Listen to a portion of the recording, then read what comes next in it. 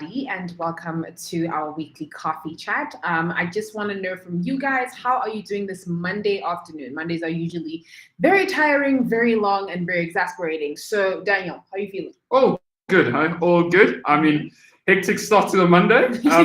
Intense, but all good. All good. Super excited for today, actually, Kali. Okay, I'm super excited for today. We're talking about something that's really interesting, and it's almost like this wave that's scary but also intriguing. And I bet you guys should be really, really glad that you're joining us because we're going to be discussing scams around student accommodation. So things to look out for, things that have happened, things that are currently happening for people who are in student accommodation and even properties in general. So you guys need to be alert. It's getting quite interesting in the property market. Yeah, super interesting. And I'm super, it's actually very innovative what some of these people are doing.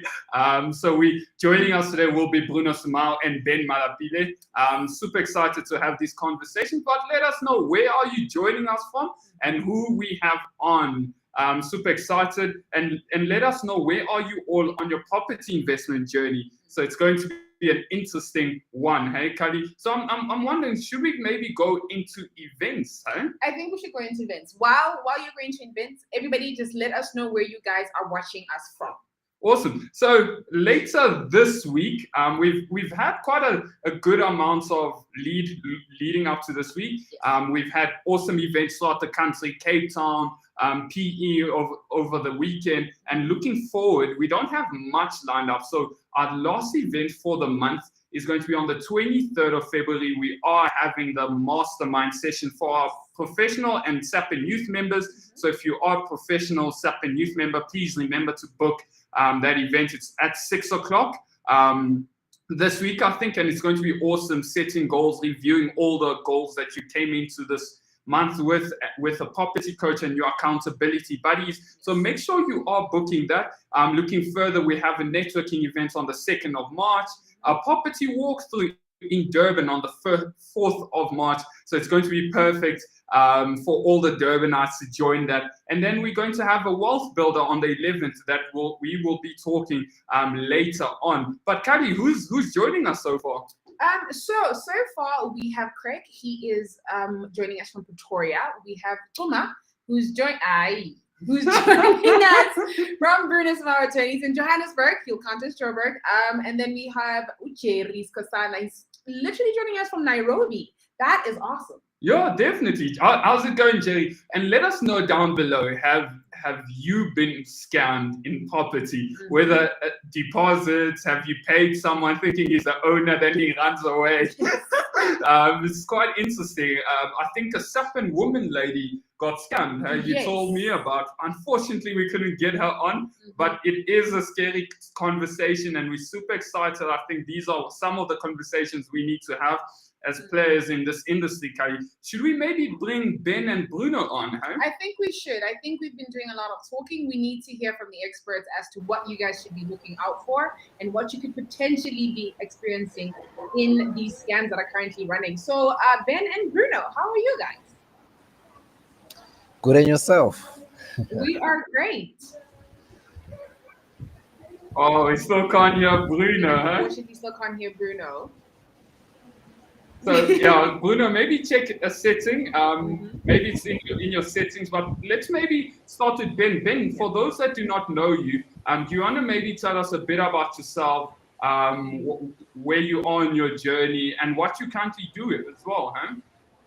Yeah, so I am a full-time property investor and full-time real estate agent. So I do property Monday, Tuesday, Wednesday, twice on Sunday. So I also have my own property portfolio, student accommodation, multi-let. It's growing nice and slowly. And I currently have 26 tenants that I'm managing in my portfolio.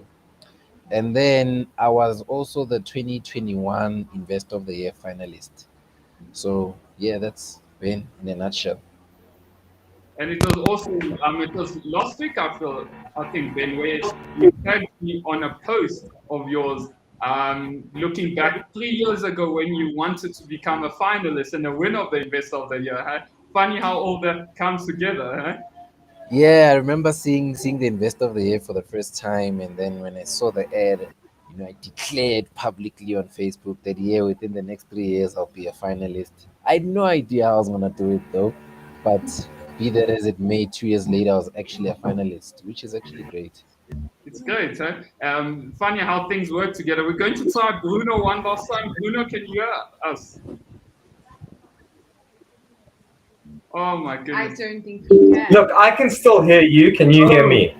Yes. Welcome, Bruno. Welcome. So I can hear you. Yeah. Okay. We can finally hear you now. That's awesome. Yeah, so Bruno, maybe for people that do not know who you are, tell us a bit about yourself, what you do, where are you on your journey, and yeah, huh?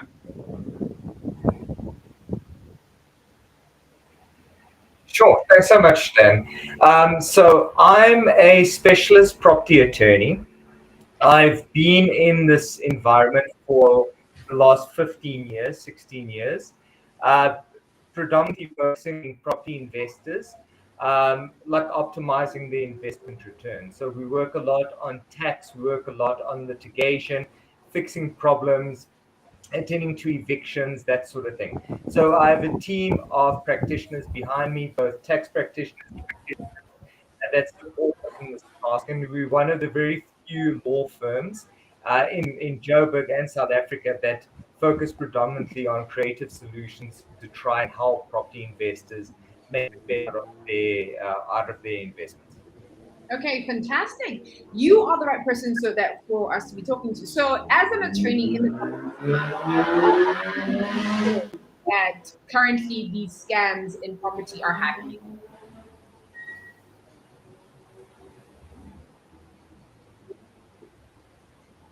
There's kind of a dilemma, I guess. There's a bike in the background.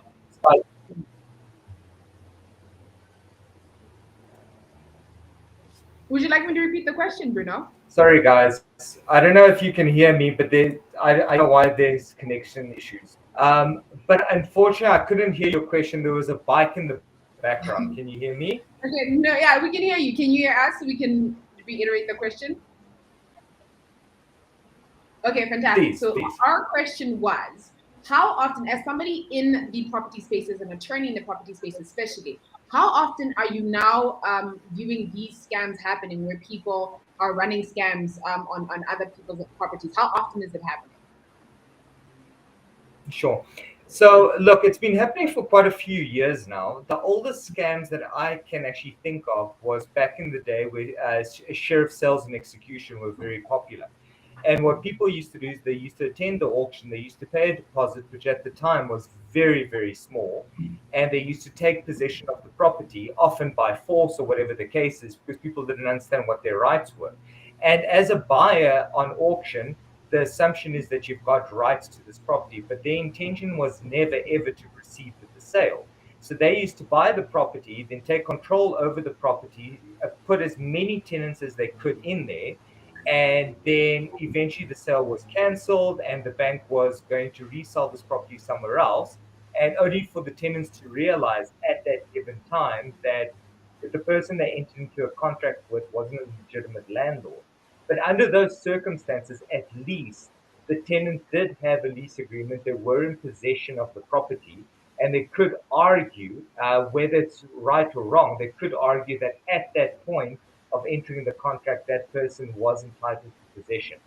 So what we often found with my clients is they used to then land up buying the property at the second auction, and they used to get stuck with tenants that were paying far less rentals, that there was overcrowding, they didn't have proper leases in place, they thought they were going to be there for the next couple of years, whereas my clients so there were a lot of issues, obviously, when it came to that. But yeah, so that's the first instance that I experienced, where it was still a person that had some kind of right. And what I'm noticing now is just outright fraud, where it's almost identity theft, where they see a property and they go, well, you know what, the property maybe is empty or whatever the case is. They show the person the property, they take the deposit, and they run off. And sometimes the person lands up moving into the property and sometimes they don't, because when they land up there with their moving truck, security guards won't let them in, or whatever the case is. So we do experience that from a tenant perspective. Not all that often, mind you, but yes, it does definitely happen.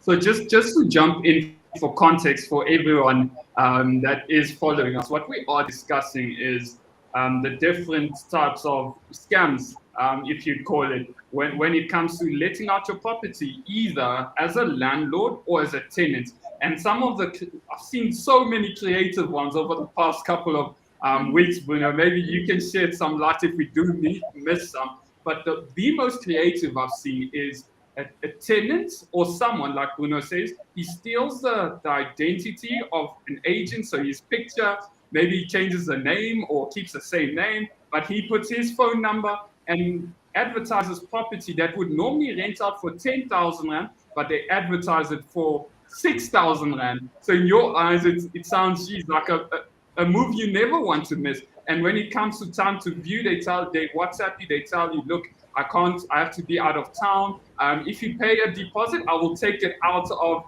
being marketed. And people pay huge commissions. Have you seen many of those, Bruno, that you can maybe shed some light on? No, and it happens so often because I think in our industry, we've created this norm that's how you approach things. So if you look at estate agents, for example, that's the rule. There's a million people looking for a place. Estate agents have their pick, and they say, listen, you know what, this guy's coming in next week. The only way to secure is to, number one, sign this little application form. We will then vet you. If the vetting is successful, you pay the deposit, you sign the lease. If you don't do that, sorry for you, you're not getting the property. So we've created this industry norm where that's acceptable. We pay deposits before we move into properties. And it makes sense because on the flip side of things, you don't want a tenant that hasn't paid a deposit in your property and now he refuses to pay. So unfortunately, now it starts becoming very difficult. Like, you want the deposit beforehand, but in the same breath, the tenant doesn't want to pay a deposit unless they know that you're entirely legitimate. And we've seen this especially with sublets. So during COVID, people didn't have the affordability to pay rent, so they downgraded. But instead of canceling the lease or trying to move out and going somewhere else, they left the property. They put another tenant in there, started collecting rent from that tenant, and it kept control over the property. Now, the bad part with this is, again, if somebody does it and they actually pay the rent over to the landlord, that's one thing. They might not be allowed to do it, but at least it's innocent in nature. But now what we're noticing is people have experienced this. They go, oh, innocent in nature, but there's also the opportunity to make money not so innocent. So they will sign lease agreements. They'll take control over a property. They'll promise the landlord 10,000 Rand a month. And quite simply, they go sublet it for whatever, 6,000 Rand a month. They'll collect sometimes rentals in advance, so like months rentals plus a deposit, and they disappear. The landlord goes and knocks on the door, eventually one day to have a conversation with this defaulting tenant, and they find somebody completely different with a lease agreement with somebody else, and they've been paying their rent. It just hasn't come to you. That is scary. So we're going to go on how do we deal with such matters in a minute, but I just want to bring on 2021 Investor of the Year finalist Ben. Ben, people probably know a bit about you now that you've gone through your introduction, but there was a story, Ben, particularly around the student accommodation space. You sent me a voice note not too long ago about a case that happened. Was it the Williams? Could you share that scenario with everyone, huh? Oh, I actually have two stories about that. One is one I personally experienced, and one was my friend. So I'll start with my friend, then get over to me. So my friend was looking for a place in Dainfair and the Williams. I'm sure anyone who's familiar with Dainfair knows the William. Very nice place, nice amenities, beautiful. So those places rent for around, I'd say the cheapest you'd get is around 7,000 per month going up, right? So he saw an ad where there was a 2-bedroom and it was listed for 4,000. So he was like, what? 4,000 Rand? This is mine. Calls the guy listed by owner, calls the guy, shows him even more pictures and hey, very beautiful place. And then they set up a time to view. So they set up the time to view, and then an hour before, this guy sends him a message saying that hey, his mother is not okay. He has to fly down to KZN urgently, and then he can only do viewings later on. So now it was closer to the end of the month. Obviously, the demand is high, and this friend of mine wants to make sure that he secures the place. So the landlord obviously is like, okay, look, if you wanna secure it and make sure that it's yours, and I don't give it to anyone else, how about you pay a deposit, then I secure it, remove it from the market, and then it'll be yours. Then when I come back, then I'll give you the keys, and then the place is yours. Well, obviously, he paid the deposit and never heard from him again. And then a week or two later, the same ad was back online. And then the guy obviously blocked him. When you tried to call him, he ignored all of his calls. And basically, the guy continued doing this until a point where obviously he had done it too many times and moved on to another town or another place to continue running his scam. So that was what my friend went through when he was looking for a place. Then now this is how it. This is let me say what happened with me. So with me, um, if any of the listeners have ever done a course with the Property Academy, or I think almost everywhere you go where they teach you property, there's the rule of never inherit a tenant.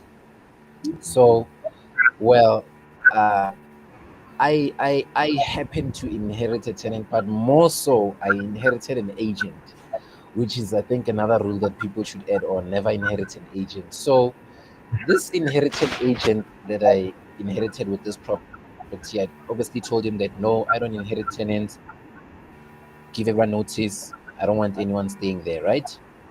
Everyone leaves, and then he decides to renovate the place without my knowledge. So one of these days, I'm like, hey, let me go have a look at the property. When I get there, it's all painted.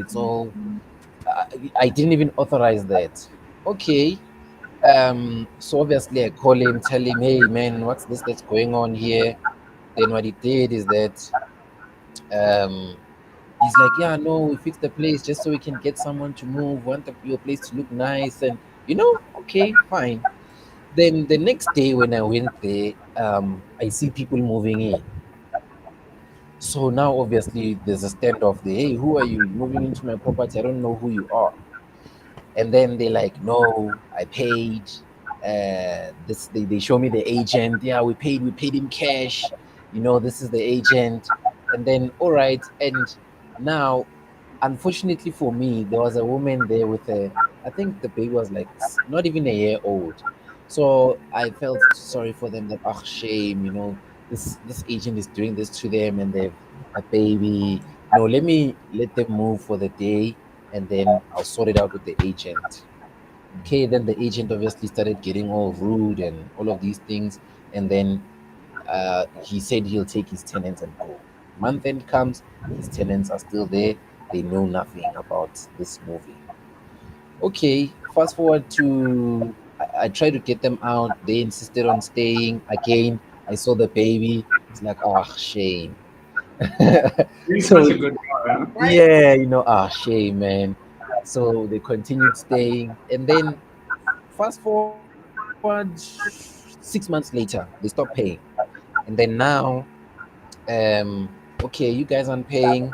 We cancelled. I served them a letter of demand, notice to vacate, canceled the lease. They still stay, and then it actually all went all the way to the rental tribunal and all of that. So now, eventually, when we now at the tribunal, these guys become smart now. Well, these tenants and that lady with a small baby, what they do is that they subdivide the place with curtains and overpopulate it there, and then they're collecting rent. And then So what just they to stop there, Yeah. when they subdivide, do they obviously rent it out to other tenants, right? Yeah, so now they were the only family staying there. Next thing, there's like every room has its own family. And then the lounge, they took all their lounge furniture away, and then they put curtains in the lounge and divided it into two rooms. Jeez. So And they're not paying you at this time, huh? no, now we're fighting with the tribunal, and I want my money, I want them out.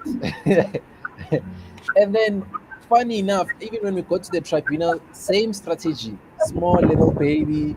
I see the people at the tribunal feel sorry for them, and they start attacking me for doing well all the wrong things that I did in that case. Anyway, so these tenants became smart. They started subletting and stayed in one of the rooms. And then I think maybe they started getting all desperate and needed more money. Then one of those days they decided to move out without telling me, and then they filled the place with their own tenants. Mm, mm. Then to make it worse, like what Bruno said, they literally went, they took my profile picture and pretended to be me. Now, they tell these new tenants, like, hey, yeah, I'm Ben, I'm the landlord. I want my rent. Pay the rent. And that went on for, I think that went on for 2, 3 months. Then one of these days, when I went to the sheriff, they're like, hey, when last did you go to the property? Just go and have a look and see how things are. When I get there, that's when I find out that no, these people actually stole my identity. They playing landlord now with the property that's not even theirs. They collecting rent for the past 3 months, and then all the tenants inside the house, all of them paid their rent on time. So well, well, Jeez. luckily, they were understanding and knew and understood what was going on, and then within 7 days, I managed to get them out and take over the flat again. But Yeah. then you see, I guess the lesson here for me and everyone else who's listening is never inherit a tenant, never inherit an agent. You'd rather go get agents yourself that you vetted, that do things according to how the property practitioners regulatory authority wants things to be handled. Because this Mm. agent was obviously unethical, and everything he did was unethical. I mean, he placed tenants in my property without my knowledge. So I guess what he was going to do is actually do what these tenants were doing. He was going to take them, tell me that there's no tenants, and then keep collecting rent every single month Yeah. from these tenants. So just to jump in, maybe a question for Bruno. I mean, there's about three parties in this. So there's the tenants or the sublessees in this case, if we can call them, and then Sure. the main tenants, the sublessor, and then there's Ben. Obviously, it's not the initial or the sublessee's fault. They under the impression they're talking to the owner of the property. The owner has occupation. They do not know about the case at the rental tribunal happening with Ben. They pay over deposits. They pay over rent. What can people do in that case to maybe safeguard themselves to ensure maybe like they are paying rent to the actual owner of the property and not just any individual. So I'm just going to ask Ben to mute himself. There's just feedback coming in from his side. But yeah, I think that question going to Bruno. Sure. Look, so I think there's two conversations that need to be had here.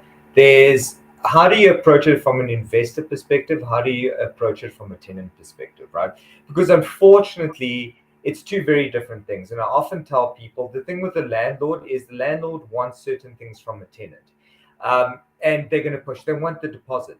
They're not planning on scamming the tenant. So they want the deposit, they want it today. And there's certain things that we need to look at if we're putting a tenant on the property versus a tenant being asked to pay a deposit and how they should be dealing with it. And the problem is sometimes these are contradictory. So sometimes there is going to be loggerheads, and you're going to have a landlord saying, sorry, pay, and a tenant saying, not a chance, not going to pay. And it might actually just land up ending there, right? So from an investor perspective, what do? Obviously now, I agree with Ben completely. Be careful what you inherit. Be very, very careful, right? I've I've seen decent deals go through, especially when you're buying buildings that have existing tenants. Why? Because you're buying a business. So sometimes it's not, especially in the student accommodation space, if you've got between 8 to 12 months of leasing, It's very difficult to take on students at the like midway through the year, as an example, right? So if you're going to buy, you're going to take over certain leases, and it's totally permissible and it's allowed, but it needs to form part of your due diligence. You need to be able to almost re-vet these tenants yourself to make sure that these are tenants that you want to keep, because you can negotiate on some deals that the landlord give proper notice and get rid of the tenants before you even take over the deal. So that's the one thing from an investor perspective. Treat existing tenants the same way you would new tenants. Don't make the assumption that they're good, and leave yourself space in the OTP to exit if it turns out after you've considered this that these tenants actually aren't good for it. So that's very, very important. Same thing with agents. Nothing compels you to keep an agent. Yeah, sometimes you buy in specific areas where certain agencies have stronger presence than other agencies. My suggestion in that example, again, the same way that you'd go and approach an agency and you'd vet them to make sure that they know what they're doing, do it again when you're buying the property. Don't just assume that this is the best agent for the job. Vet, look at complaints, approach the property practitioners, a regulatory authority. Find out if there's a lot of complaints against these guys. Find out if they're registered. Find out how long they've been in practice. This is all stuff you should be doing. Don't make assumptions as an investor. As a tenant, on the other hand, how do we answer this? Like, what is a tenant's...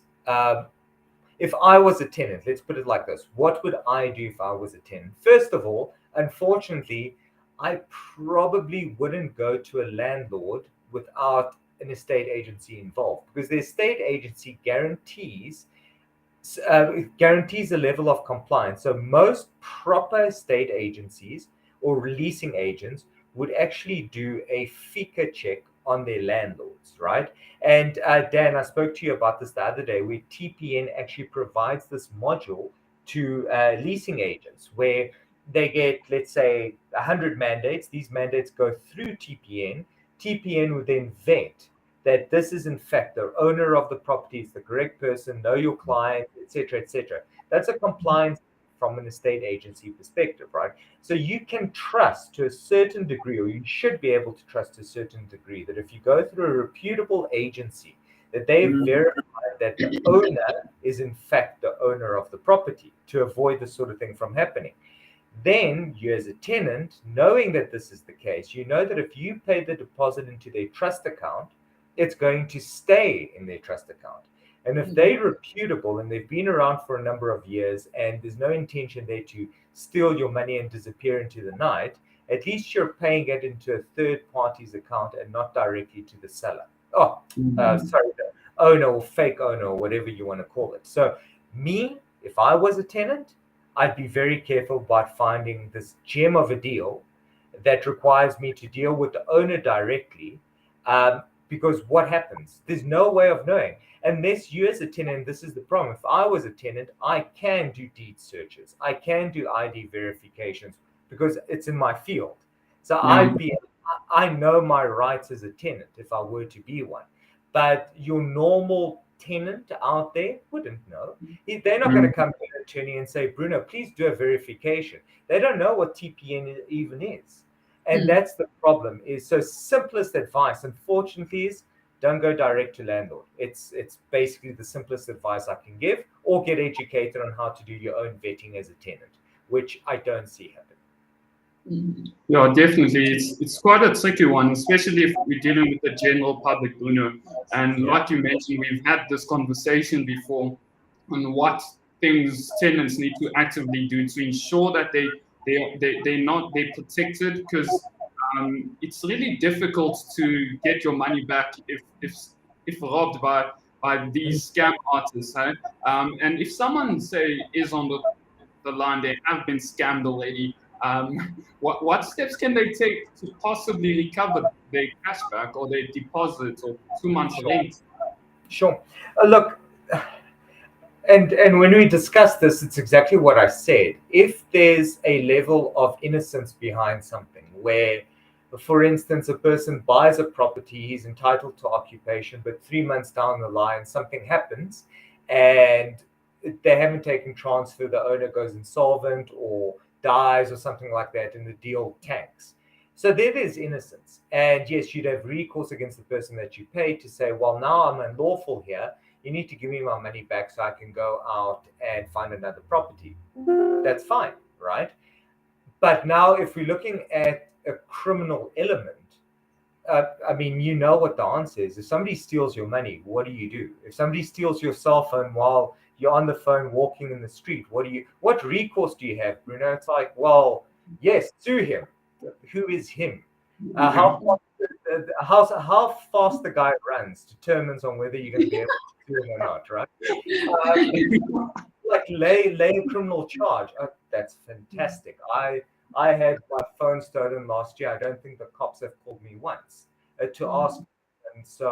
And I even told them, listen, I tracked the phone. I know where it is. No one's contacted me, right? So what recourse do I have?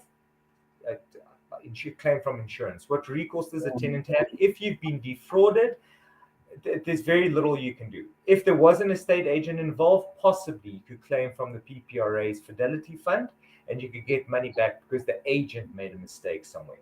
But if you're dealing directly with a landlord that's not a landlord, that's used a fake name that you're never going to be able to find, your only hope is that the cops at some point would be able to trace these guys down.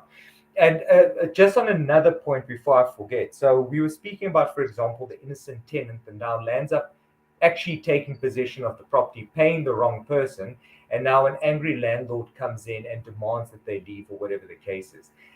Again, there isn't much protection. So the contract in itself is void because the person, the landlord, the fake landlord, had no authority to enter into the contract, right? So you as a tenant with this fake landlord, you've got no rights. It's the same as me taking Dan's phone right now and selling it. And some poor guy gives me money for it. I'm sorry, but he's not going to be able to enforce keeping that phone because there was no proper legal causa for this actual sale to happen. So the reality here is the only protection an innocent tenant has, unfortunately, is to run through the system. If somebody's going to evict, let the people give notice for them to move out. Try and negotiate. Try buy yourself a month or two to be able to find something else. Speak to the landlord, see what terms, negotiate. Just be nice. Try interact, because if he follows the eviction process and goes all the way to the end, he will be able to get an eviction order as well as a cost order. Well, that is quite interesting. And also, yes, but I'm literally about to address you. But what I wanted to do is, ladies and gentlemen, if you just joined us, we're talking about the scams that are currently being run in the property industry, specifically student accommodation, but other properties in general. So please ask your questions to Ben and or Bruno. But in the meantime, before we get back to Ben, because I want to know, what did you actually learn in terms of your entire endeavor? But before that, what events have we had? Awesome. So, ladies and gents, once more, thanks for joining us. So, looking at the events, this Thursday, we are having our mastermind for all professional and SAPN youth members. So, if you are a SAPN youth or professional member, make sure you book your ticket for the online mastermind. There's no cost attached to it. If you are a member, it's all about goal settings with property coaches. There's different breakout rooms for more. What can I say? Experienced investors, for people starting out, for people with 2 to 3 properties. So make sure you are booking your tickets for the monthly masterminds. And on the 2nd of March, we're having an event in PE. So please make sure you book your tickets if you are based in PE. And the future events will be communicated, I reckon, closer to dates, Kadi. Yes. I think you had a question for Ben, if I'm not mistaken. Yes. So Ben actually wanted to say something, but it coincides with me having the question to ask him, what exactly have you learned in your experience with your property being hijacked? Well, what I learned mostly, I think, apart from what I mentioned before, never inherited a tenant, never inherited an agent, what I learned is that as a landlord, you must be as proactive as you possibly can. Too many times we are sold this idea that you buy this property, you put in tenants there, you never go visit it, you never hear from those tenants for 20 years. And that's actually not true. Well, if you do it like that, then next thing you might go visit your property in a couple of years' time and there's no property there at all. It's burned down or whatever the case may be. So Like Bruno mentioned, do your pre-vetting. Even if you have an agent and they get you a tenant, don't just take the tenant and all is hunky dory and you move from that. I think it's very important that you as the property investor yourself should be proactive enough to be able to vet them, check their identities, check if they are who they say they are, check if they earn what they say they earn, and just do your due diligence. Make sure that you don't slack when it comes to due diligence, because um, once your property is hijacked and you find, yeah, I mean, in my case, at least the tenants, the subtenants were sympathetic enough and knew that they were scammed and they were able to move out and all. It could have been different. They could have been very aggressive and wanted to fight me and told me that they only gonna move out when they get an eviction order. So that would have been probably a longer process and cost even more for me to actually eventually get them out. So something I actually wanted to mention, because Bruno mentioned something there. I would say another a piece of advice that I'd offer is that I'd suggest people stay away from tenants, stay away from for rent by landlord himself, and buyers and investors stay away from for sale by owner properties. My mentor, when I started property back in 2018, so he shared with me a story where he bought a property directly from the owner. So this said owner, he was really the owner. The investor was wise enough to go check on on Lightstone and verify that yes, indeed, he is the owner. However, though, he went to view the property, and now he had just flipped the property and made around 400,000. So he saw this property, wanted to buy it for like it was around 300,000. Very distressed, and then he was going to fix it up and resell it again. So now, when he went there and met the owner and saw the place, the owner, when he saw that he was very interested and wants the place, he suggested that, okay, look, seeing that you're gonna buy it cash, just bring over the money to me. Then he's like, no, we should do it with lawyers. He convinced him that no, the lawyers is gonna take time, and if you just pay me if you just pay me today, tomorrow I'll give you the keys. It's all yours. Well, he took out the 300,000 rand. Never heard from him again, and that was that 300,000 rand gone. And again, it's the same thing. W- how does what's the recourse that he has? How could he have gotten his 300,000 rand back? There's not too much that he can do, because it goes to the police, opens a case. The police will ask you when you get there that, hey, my man, so how come everyone knows that we pay money to the lawyers? Why did you pay to the owner cash? Worse, if And not even without transfer. Like you can pay cash to the owner after transfer. yeah, well, the owner was clearly the owner did the scam multiple times, so he knew to convince him not to go through the lawyers and transfer and all of that. He just convinced him that no, just pay, and then the property is yours. We'll deal with the transfer after. So when especially when you start these things, you're very eager, and you this investor, and you want that deal so bad that eventually you make stupid mistakes like that, and that's 300,000 rand down the drain. No, it's I find it a lot with RDP houses. So your low cost housing, that happens a lot because people don't actually understand that they need to buy properties and have it transferred at the deeds office. So a lot of them pay cash and they go to the police station, complete an affidavit saying I bought the property from this person. 8 years down the line, it turns out that person sold the property to at least another 7 people. Correct. Correct. Is that, Correct. that is cool. That is That's- scary. And I just see, Bruno, you might have to head out soon, huh? Just looking at time. But thank you so much for joining us, Bruno. We're just going to stay on the line with Ben. Sure. And if you do want to reach out to Bruno, what we'll do, we'll post a second connect link to BSA's direct line. They're an amazing company, forward thinkers. They're investors themselves, so they understand the needs that we have as investors. But Bruno, thank you so much for your time. Thanks, guys. Good seeing you, Ben. Thanks, Kali and Dan. Cheers. Awesome. Bye. So Ben, I think this question comes in when you gave advice to never inherit a tenant. So this is with student accommodation directly. I think last week we had a conversation around whether accreditations get passed over if you're buying a student accommodation, and the owner has been accredited with a local institute via NAFSAS. Does that get passed on to the new buyers? So I think it is in line with that. So he says when it comes to student accommodations for NAFSAS, let's say you buy a property by April, May, obviously they already have tenants. How do you deal with them? Okay, so obviously all institutions they run their things differently.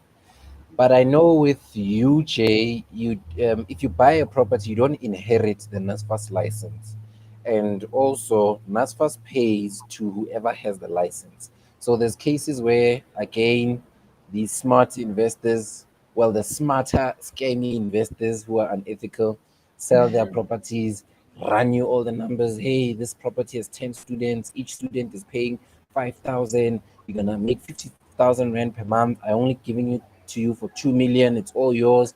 Then fine, you buy and all of that. And then I've had cases where this guy, it's 2 years in and he's still fighting the old owner to get his NASFAS, to actually pay over all the monies that he's collected to his NASFAS license. So it's now, he bought it in what, 2020. From 2020 till now, this old owner is still collecting the NASFAS money or the NASFAS rent from NASFAS, and he doesn't own the property anymore. So I would say the same applies there. I don't think, if you don't want any problems, don't buy it during the year. Buy it at the end of the year, closer towards the end of the year, and then the same rule applies. You take out everyone. They don't want any of those students, nothing, and then you start from scratch. If you have to go get the license, then you get that license for yourself on your behalf without involving the previous owner, because even there you can get scammed the very same way. And I mean, you won't go and kick out the students. The students paid, NASFAS paid them, they paid wherever they, well, even because you get NASFAS accredited with the school pays directly to the owner and doesn't pay to the students. So the students did nothing wrong and you can't kick them out. And I mean, these students, after all, they're there to study, better their futures. You busy there kicking them out because you didn't do your due diligence before. It's not their fault. So again, hence I say, as property investors, we need to be more proactive, more be hands-on with due diligence so that such things don't happen to you. And if you buy your first, let's say you buy your first property and it's a student accommodation and they do this to you, you'll never buy a property ever again. When someone talks about property, when you see Daniel there on stage talking about property, you're like, yeah, what? They're lying, these ones, these things are scams. Because you got burnt, and it's scary because they attach a value to it. They'll tell you, no, this property, we know it's worth 1.4, but we already got our accreditations with NAFSAs and everything. They're selling it 1.8, and it sounds like too good to be true, huh? Well,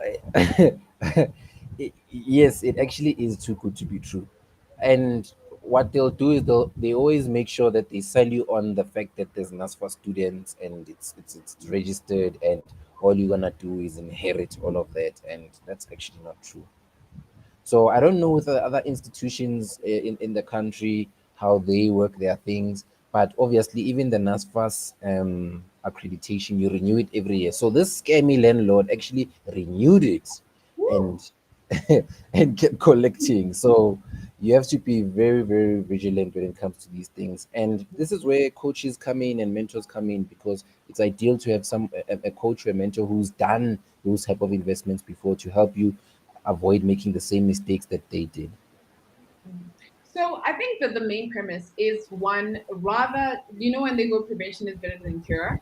Rather Yes. do your due diligence before, action all the things you need to do before, because once you're on the other side, it gets very hard very quickly for you to kind of grasp at straws, and now you're sitting 2 years with a building that you can't do anything with. However, I want to say thank you very much to you, Ben, and to Bruno, who unfortunately had to leave a little early. And yes, thank you so much. Guys, be vigilant, be aware. be extra cautious because it's getting a bit scary out there. However, that should not deter you from either investing in property and or just finding your ideal home. And yeah, that's pretty much it. Yeah, thank you so much for joining us. We'll see you guys next week. Ben, check you, my brother. All right, cheers.